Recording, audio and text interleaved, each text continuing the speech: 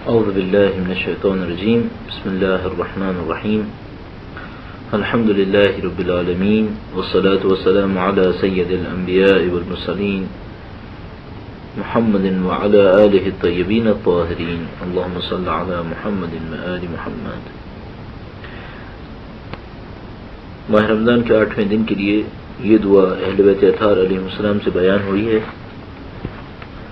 اللہم ارزقنی فیہ رحمت الایتام وإطعام الطعام وإفشاء السلام وصحبة الكرام بطولك یا ملجأ العاملین۔ اے خدایا اس دن مجھے نصیب فرما یتیموں کے ساتھ رحمت سے پیش آنا، وإطعام الطعام اور لوگوں کو کھانا کھلانا، وإفشاء السلام اور سلام کا لوگوں کے درمیان رائج کرنا، وصحبت الکرام اور پاکیزہ لوگوں کی ہم نشینی، تجھے تیری عظمت کا واسطہ اے آرزو کرنے والوں کی پناہ گاہ۔ انتہائی خوبصورت اور معاشرے کے بنیادی ترین مسائل کو نپٹانے والی یہ دعا ہے۔ خدا نے مثال سے طلب کیا گیا ہے کہ اے پروردگار اس دن میں مجھے یتیموں کے ساتھ رحمت سے پیش آنا نصیب فرما دے۔ خدا نے متعال نے قانون بنایا ہوا ہے دنیا کے اندر، اور وہ قانون یہ ہے کہ طاقتور کی ذمہ داری ہے کہ اس کے کمزور بندوں کے ساتھ اچھی طرح سے پیش آئے، اور اللہ کے کمزور بندوں میں سے ایک بندہ وہ ہے جس کے ماں باپ کو خدا نے متعال نے اٹھا لیا، جو ماں باپ کے سائے سے محروم رہ گیا، چونکہ یہ خدا نے متعال کا کمزور بندہ ہے، اور خدا نے متعال نے طاقتوروں کو حکم دیا ہے کہ وہ کمزوروں کے ساتھ اچھی طرح پیش آئے۔ اس اعتبار سے یتیم کے ساتھ مہربانی کرنا، یتیم کے ساتھ حسن سلوک کرنا اسلام کی بنیادی ترین احکام میں سے ایک ہے۔ حقیقت یہ ہے کہ یتیم کے ساتھ اچھائی کرنے والا در حقیقت خدا کے نام پر اچھائی کر رہا ہوتا ہے۔ کوئی طاقتور ہو تو اس کے ساتھ اچھائی کرنے والا توقع رکھتا ہے کہ یہ کہیں نہ کہیں دنیا میں مجھے اس کے مقابلے میں کچھ دے دے گا۔ یتیم اس معاملے میں بے بس انسان کی نشانی ہے، یتیم محروم انسان کی نشانی ہے۔ یتیم وہ ہے جس کے پاس فی الحال دینے کے لیے کچھ نہیں ہے۔ یتیم وہ ہے کہ جو دنیا میں سختیاں گزار رہا ہے، اور اگر آپ اس کے ساتھ نیکی کرتے ہیں تو اس میں ہدف یہ ہے کہ خدا متعال کی رضایت کو حاصل کیا جائے، اور یہی خدا کو پسند ہے، یہی خدا ہم سے چاہتا ہے کہ ہم انجام دیں۔ بس پہلی چیز جو اس دن میں طلب کی گئی، اللہم ارزقنی فیہ رحمت الایتام، یتیموں کے ساتھ رحمت مہربانی کے ساتھ پیش آنا۔ اب روایات ہمارے پاس اس سلسلے میں بہت زیادہ ہیں۔ مثلا بعض روایات کے اندر بیان ہوا کہ اگر کوئی شخص پروردگار عالم کی رضایت اور خوشنودی کی خاطر کسی یتیم کے سر پہ ہاتھ پھیرتا ہے شفقت کے ساتھ، مہربانی کے ساتھ، قربۃ الی اللہ، تو جتنے بال اس کے ہاتھ کے نیچے قرار پا رہے ہیں اتنا ہی خدا متعال حسنات اور نیکیاں اس کے نامہ اعمال میں تحریر کر دے گا۔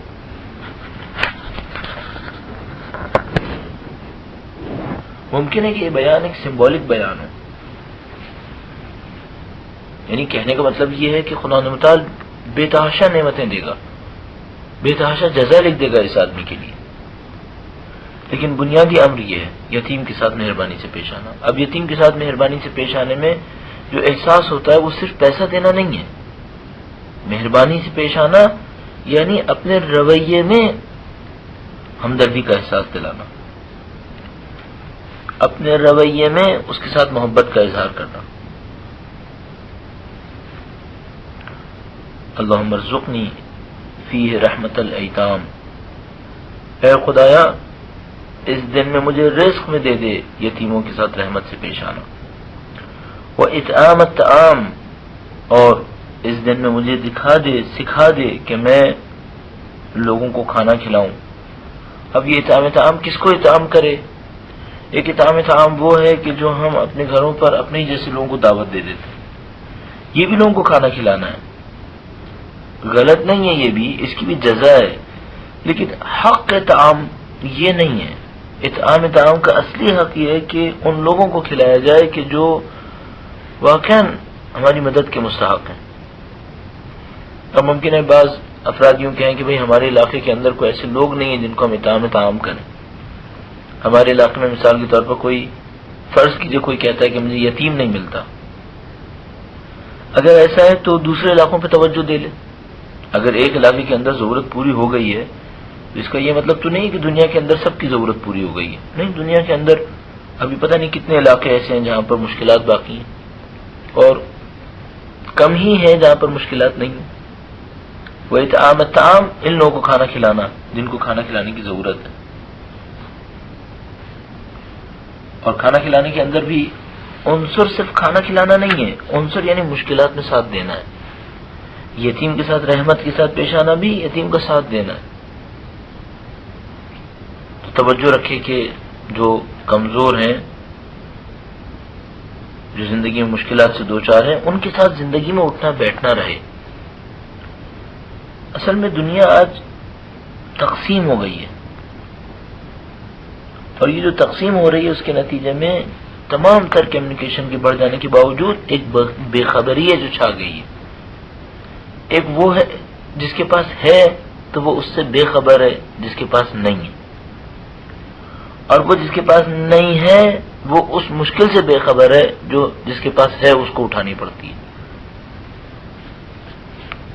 جس حصے میں آپ ہیں، چاہے آپ کسی بھی حصے میں قرار پا رہے ہیں، اپنی امیدوں کو خدا کی طرف لے کر جائیے، اپنی ذمہ داریوں کو پہچاننے کی کوشش کیجیے۔ اور یہ اطعام کا قرآن کریم میں بہت زیادہ ذکر ہوا، لہذا خاندان اہل بیت اطہار علیہ السلام کی عظمت کو بیان کرتے ہوئے سورہ انسان نے فرمایا وَيُطْعِمُونَ الطَّعَامَ عَلَى حُبِّهِ مِسْكِينًا وَيَتِيمًا وَأَسِيرًا، اور یہ خاندان وہ خاندان ہے جو اللہ کی محبت میں اطعام دیتا ہے، کھانا دیتا ہے مسکین کو، یتیم کو، اسیر کو، یعنی ایسے بے بس انسانوں کو جو جزا بھی نہیں دے سکتے، اور خود فرماتا ہے علی حبہ، اللہ کی محبت میں، اور کوئی ہدف نہیں ہے، خاندان کے اندر رہنے کے ضروریات کو پورا کرنا نہیں ہے، اپنے سوشل تقاضوں کو پورا کرنا نہیں ہے، علی حبہ۔ اس کے بعد فرماتے ہیں لا نريد منکم جزاء ولا شکورا، ان کا کہنا یہ ہے کہ یہ نہ ہم جزا چاہتے ہیں نہ حتی تمہارا شکریہ چاہتے ہیں، خالصتاً خدا کے لیے۔ اللہم ارزقنی فیہ رحمت الایتام، اے خدایا اس دن میں مجھے یتیموں کے ساتھ رحمت سے پیش آنا نصیب فرما، واطعام الطعام، اور لوگوں کو کھانا کھلانا میرے نصیب میں لکھ دے، وافشاء السلام، سلام پھیلا دینا۔ افشاء السلام، لوگوں کو سلام کرنا۔ اللہ کے دین کی عظمتوں میں سے ایک عظمت یہ ہے کہ یہ انسانوں کے دلوں کو نزدیک کرنے کے لیے سلام کرے اور دل سے سلام کرے۔ اگر کہیں السلام علیکم تو دل سے چاہیں کہ سامنے والے کو کچھ ملے میری طرف سے۔ السلام علیکم در حقیقت ہمارا وہ پہلا گفٹ ہونا چاہیے جو ہم سامنے والے کو دینا چاہتے ہیں۔ اس سلام میں اتنی طاقت ہونی چاہیے، اس سلام میں اتنا خلوص ہونا چاہیے، اتنی بھرپور دعا ہونی چاہیے کہ سامنے والے کو لگے کہ جیسے آپ نے اسے کچھ دیا ہے۔ سلام کو رسم کا حصہ نہیں بننا چاہیے، رسم ہے بامفہوم رسم بننا چاہیے۔ افشاء السلام، لہذا اسلام میں سلام کرنے کی بہت اہمیت قرار پائی، جزا تحریر کر دیا کہ اتنے جزا اس کو ملیں گے جو سلام کو شروع کرے گا۔ کیوں؟ سلام شروع کرنا در حقیقت تواضع کی نشانی ہے، دوسرے کا انتظار نہ کرے کہ وہ سلام کرے، خود سلام کرے۔ کیوں؟ تاکہ تواضع نظر آئے، خدا کی خاطر کر رہا ہے۔ والصحبۃ الکرام، اور اس دن میں پروردگار مجھے نصیب فرما کہ میں اچھے انسانوں کی، اعلی ہمت انسانوں کی ہم نشینی کروں۔ اعلی ہمت انسان وہ ہوتا ہے، ایک وہ انسان ہوتا ہے جس کی ہمت پست ہوتی ہے، کوئی کام کہہ دے اس سے سمجھے گا بوجھ ہے، خدا کوئی ذمہ داری دیتا ہے سستی میں ادا کرتا ہے۔ ایک انسان وہ ہوتا ہے جو کچھ کرنے کو اپنے لیے فضیلت سمجھتا ہے، اپنے لیے شرف سمجھتا ہے. صاحبان کرامت انسان پست فکر نہیں ہے، اعلی ہمت انسان ہے. صاحبان کرامت سید الشہداء عاشور کے دن جب دیکھتے ہیں کہ ان کے اصحاب بہت تیزی سے حملہ کر رہے ہیں، اور سید الشہداء دیکھتے ہیں کہ اگر اتنی تیزی سے حملہ کیا تو سب جلدی ختم ہو جائیں گے، تو فرماتے ہیں اصبروا یا اہل الکرام، اے بزرگ منش انسانوں، اے اپنی طبیعت میں اعلیٰ فطرت رکھنے والے انسانوں، اصبروا، ذرا صبر کر لو. صحبت الکرام، اعلیٰ صفت انسانوں کی ہم نشینی خدا مجھے عنایت کرے. کیوں؟ امیر المومنین کا ایک بہت تفصیلی بیان ہے کہ اگر تم بس کم ہمت کے ساتھ بیٹھو گے، بزدل کے ساتھ بیٹھو گے، جاہل کے ساتھ بیٹھو گے، بخیل کے ساتھ بیٹھو گے، تو تمہیں کیا ملے گا؟ اعلیٰ ہمت انسان کے ساتھ بیٹھو گے، اعلیٰ ظرفی سیکھو گے. کنجوس کے ساتھ بیٹھے گا، کنجوسی سیکھے گا، کنجوس نقصان بھی پہنچائے گا. بزدل کے ساتھ بیٹھے گا، بزدلی سیکھے گا، یہ بزدلی سے مشکل وقت میں چھوڑ کے بھاگ جائے گا. اعلیٰ صفت انسان کے ساتھ بیٹھے گا، یہ مشکل میں کام میں بھی آئے گا، صفت بھی اچھی سکھائے گا. بچوں کی دوستوں میں بھی ایسی سوچنا چاہیے. کوشش کیجیے آپ کی اور ہماری اولادیں ایسے انسانوں کے ساتھ اٹھیں بیٹھیں جن کے اندر اچھی صفتیں ہیں.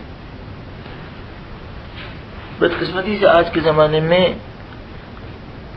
اچھے دوست ڈھونڈنا مارکوں میں سے ایک مارکا ہے، مشکلات میں سے ایک مشکل یہی ہے، دوست اچھے دوست مل جائیں. بڑوں کو نہیں ملتے، بچوں کا معاملہ پھر اور مشکل ہے. وہ صحبت الکرام، اعلیٰ صفت انسانوں کی ہم نشینی مجھے عطا کر. ہم نشینی کا مطلب کیا ہے؟ دیکھیے اس میں بہت احتیاط کرنی ہوگی ہمیں. بعض اوقات ہم غلط انسانوں کے ساتھ بیٹھ کر خوش ہوتے ہیں، ایسے انسانوں کے ساتھ بیٹھ کر خوش ہوتے ہیں جن کا کردار، ان کے اعمال، ان کے منطق، ان کی فکر اس طرح نہیں ہوتی جیسے ہم چاہتے ہیں کہ ہو. بس ایک طرف سے ہم کہہ رہے ہوتے ہیں کہ یہ ہمارے آئیڈیلز ہیں، دوسری طرف سے ایسے لوگوں کے ساتھ بیٹھ رہے ہوتے ہیں جن میں ان آئیڈیلز کی کوئی جھلک نہیں ہوتی. بدقسمتی سے ان کے ساتھ بیٹھ کر خوش بھی ہو رہے ہوتے ہیں. اس کا مطلب ہے گویا ہم اپنے آپ کو دھوکہ دے رہے ہوتے ہیں. یہاں دعا مانگی گئی ہے کہ اے خدایا مجھے اعلیٰ صفت انسانوں کی ہم نشینی عطا کر. ایک تو مجھے یہ توفیق مل جائے کہ میں ان کے ساتھ بیٹھ پاؤں، پھر جب توفیق مل جائے کہ ان کے ساتھ بیٹھ پاؤں تو پھر اگلا مرحلہ یہ ہے ان سے سیکھنے کی کوشش کروں. اچھا، یہ ان لوگوں کی خوبی ہے کہ اگر ان کے ساتھ رفت و آمد رہے تو یہ خود بخود سکھا بھی دیتے ہیں. دوستی کا معاملہ بہت اہم ہے. جیسے کہ عرض ہوا، روایت موجود ہے کہ پروردگار فرماتا ہے کہ خداوند متعال انسانوں کو انہی کے ساتھ قیامت کے دن میں حشور کرے گا جن کے ساتھ وہ اٹھنا بیٹھنا پسند کریں گے. صحبت الکرام بطولک یا ملجأ العاملین، خداوندہ مجھے یہ سب نصیب کر دے. رحمت الایتام، یتیموں کے ساتھ رحمت کے ساتھ پیش آنا. و اطعام الطعام، لوگوں کو کھانا کھلا دینا. و افشاء السلام، سلام کو معاشرے کے اندر رائج کر دینا. کاش سلام کی ثقافت رائج ہو جائے، لوگوں کے دل نزدیک ہو جائیں گے. وصحبت الکرام، بزرگ صفت انسانوں کے ساتھ ہم نشینی، ان کے ساتھ اٹھنا بیٹھنا، ان کے ساتھ میری دوستی. اگر آپ یہ چیک کرنا چاہیں کہ آپ کے اپنے سٹینڈرڈز کیا ہیں اخلاقیات میں، دیکھیے کن کے ساتھ بیٹھ کر آپ دلی خوشی محسوس کرتے ہیں. یہ ہمارے آپ کے سٹینڈرڈز ہیں. بطولک یا ملجأ العاملین، اے آرزو کرنے والوں کی پناہ گاہ، تجھے تیری عظمت کا واسطہ مجھے سب دے دے. اچھا جملہ ارشاد فرمایا یہاں پر، انتہائی خوبصورت جملہ. یا ملجأ العاملین، انسان آرزو کرتا ہے، انسانوں کی آرزویں ہیں، یہ تمام آرزوؤں کی انتہا خداوند متعال کی ذات مقدس ہے. حتیٰ وہ جو دنیا کی آرزو میں مر رہا ہے اس کو بھی نہیں پتا، وہ کمال مانگ رہا ہے، اور کمال خدا کی ذات ہے، دنیا نہیں ہے. جہالت کا شکار ہے، لہذا سمجھ نہیں پا رہا. ملجأ عاملین، آرزو کرنے والوں کی انتہا، جہاں پر تمام آرزو کرنے والے اپنی پناہوں کے ساتھ اپنے لیے پناہ گاہ لیتے ہیں، سب خدا متعال کی ذات مقدس ہے. بس خدا متعال سے دعا کرتے ہیں، پاک پروردگار اس ماہ رمضان میں جہاں تو اپنے عبادت گزار بندوں کو اپنے فیوز و برکات نصیب فرمائے گا پاک پروردگار، ہم گناہ گاروں کو بھی اپنے فیوز و برکات میں شامل فرما۔ جو دعائیں ہم تجھ سے طلب کر رہے ہیں پاک پروردگار خاندان اہل بیت کی ہدایت کے صدقے میں، ان دعاؤں کو ہم سے قبول فرما۔